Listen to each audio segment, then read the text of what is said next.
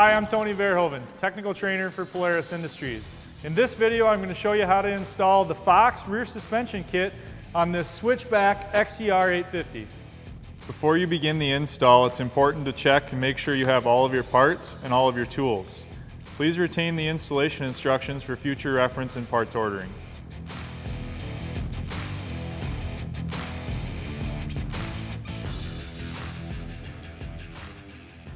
We'll start by removing the T30 Torx fastener that holds the seat down.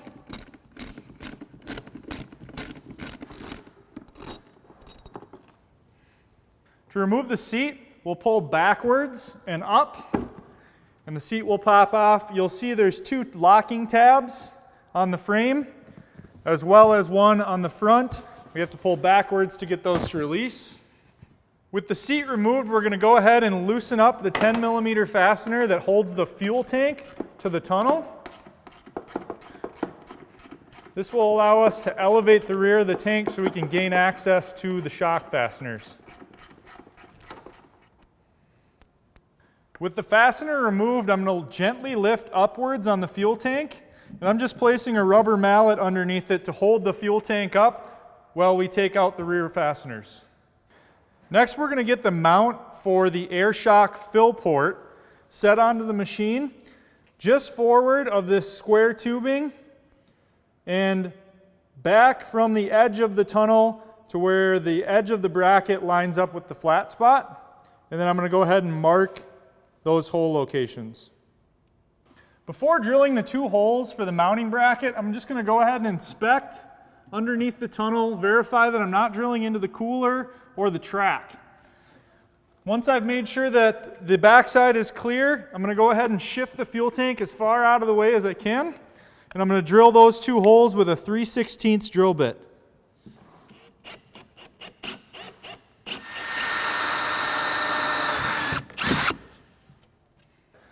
With the holes drilled, I'm going to set the bracket into place and verify that the holes that I drilled line up with the bracket.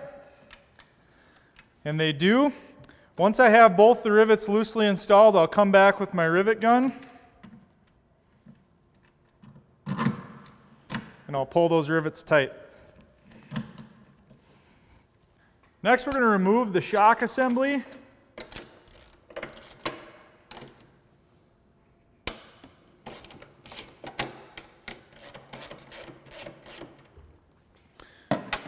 So with the rear nut loosened off, we'll move up to the front and just leave that bolt in so the shock is held up.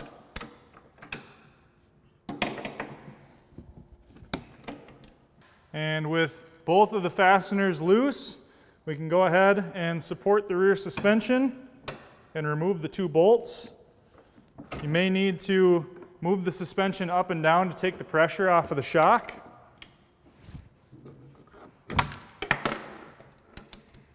And with the front removed, the rear should slide out. With the old shock removed, we're ready to install the new Fox air shock. Included in the kit is going to be two bushings. Those bushings are for the shock eyelets. So I'll start with the rear here. I'll get that worked into position. Then I'll grab the provided fasteners and just loosely install those.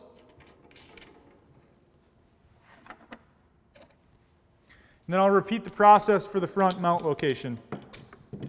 Again, when installing the front mount location, you may need to flex the suspension to get it in position. And once we get that lined up, we'll install the fastener. I'm going to go ahead and snug these fasteners down.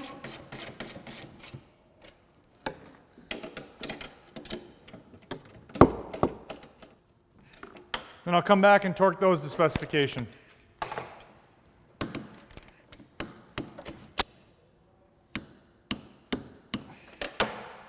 With the rear shock fasteners torqued, we're going to go ahead and install the air fill port into the bracket that we mounted previously. There's two lock rings on this fill port. One is an outer decorative cover, and then there's a black lock nut on the inside. So to route this, we're going to go underneath the frame rail and into our bracket. And then the lock nut can be adjusted to set the depth of the fill port. We want the fill port to not be sticking out past the tunnel. So with that loosely installed, I'll come back and tighten the rear nut. So when we're tightening down this fill valve, we want to make sure that the writing on the fill valve faces upward and everything is aligned. And then we just snug that down. Next, we're going to install the setting decal. We're going to put that right next to the air fill valve. But before we stick that onto the chassis, what I'm going to do is just take an alcohol wipe and prep that surface. And with the area clean, we'll go ahead and install the decal. Now it's important when we're installing this that you want to line this up with the edge of the tunnel and make sure it's square and looks nice before we place it. So the rear shock is installed now and we're ready to just reassemble the unit. I'm going to go ahead and remove my hammer that was propping the fuel tank up. When we remove our fuel tank prop, you want to make sure that the wire harness sits back down and the tank is not sitting on top of the wire harness. And if everything looks good, we'll go ahead and reinstall the 10mm fastener that holds the tank to the frame.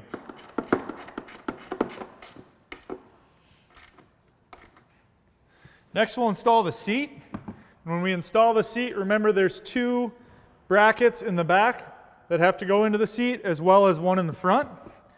So we'll push down on the front and the back of the seat while sliding it forward and locking it into position.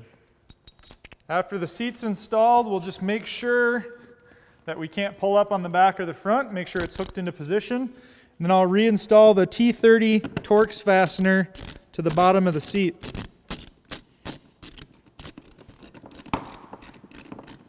The first step to getting the rear track shock out of the machine is going to be to go ahead and remove the upper bolts on the limiter straps. There is 2 bolt positions on these limiter straps, so just take note of the position that yours are in before you disassemble them. Ours are in the upper hole, so I'll go ahead and remove these 2 bolts.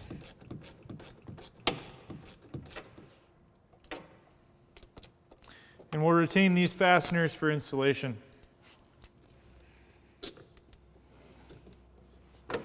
And you'll notice with the limiter straps removed that it frees up and takes the tension off of the rear suspension. Before removing the rear track shock, you're going to want to measure your shock preload, so the distance from the head of the shock to this collar. And once we take that measurement, we'll write it down so we can transfer that onto our new shock. So I have the measurement written down, and I'm going to go ahead and back off the spring pressure. And what this will do is it'll make it easier to get the bolts out of the rear track shock. So once I have that collar loosened up, I'll take 2 15mm, 1 socket, 1 wrench. So we'll remove the upper bolt.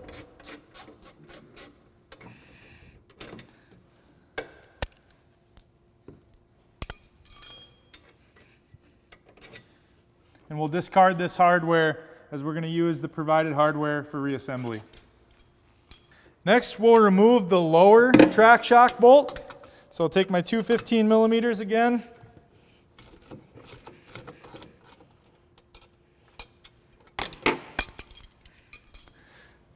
And once the lower is removed, the rear track shock should come free. There is going to be 2 bushings, one in each of the eyelets of the shock. We'll need to make sure we keep track of those for reinstallation. So with both the old shock and the new shock sitting on the bench, we're going to take a look at the spacers in each of the eyelets and verify that they're the proper width. So our upper mounts here are the same width, so we'll just need to transfer over the bushing. But the lower mount is narrower on the new shock than the old shock. So what I need to do is take the spacers and the bushing out of the old shock and install them on the new shock. Depending on your application or what shock you're swapping, you may or may not need to do this step. So I've swapped over the lower eyelet bushings, and now we're ready to put this shock into the machine. So before installing the front track shock, it's important to note the orientation of the shock. So we installed the shock loosely and we verified that we can move the clicker and it doesn't interfere with any other suspension components. And we need to install it with the reservoir facing downwards and away from us. So we'll go ahead and get it into the machine. So I have the shock set into position. I have the smaller bushing on the upper eyelet and the longer bushing on the lower eyelet. I'm going to go ahead and just drop the fasteners into place. That'll hold the upper. And then to get the lower in, I may have to move the suspension slightly to get the holes to line up. With both of the bolts loosely installed, I'll go ahead and put the new provided nylock nuts onto the bolts. I'll snug those down and then come back and torque them to specification. So I've gone ahead and torqued the two shock mounting fasteners, and I want to now set the preload on this spring to the measurement we took down earlier when we removed the old shock. It's important to note that this is a baseline setting. The shock is a little bit different, so this will just get us in the ballpark and we can fine-tune to rider preference once we get back on the trail. Next, we'll reinstall the limiter straps. So I'll loop those back over. And we'll need to put some tension back on the rear suspension and get them back in the original bolt hole locations.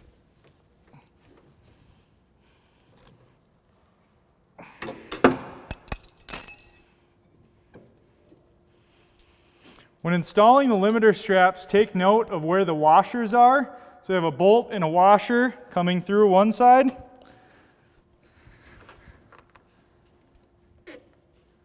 And then a washer and a nut on the back side.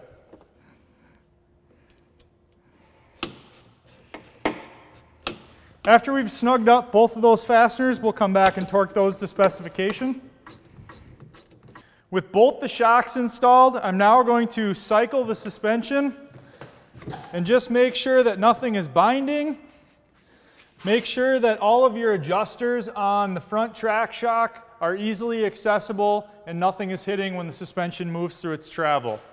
You will need to make some adjustments when you get out on the trail for air pressure and your shock preload. I'm going to show you how to do air pressure right now.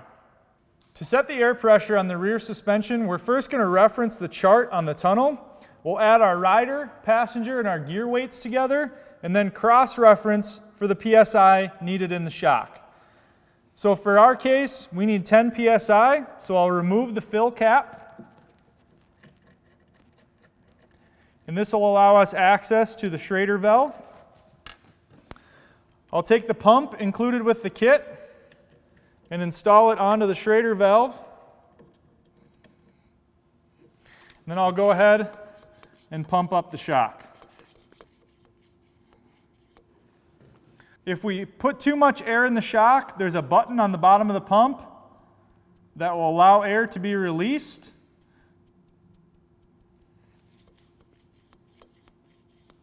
And when we're at our desired pressure, we'll go ahead and unscrew the shock pump from the Schrader valve.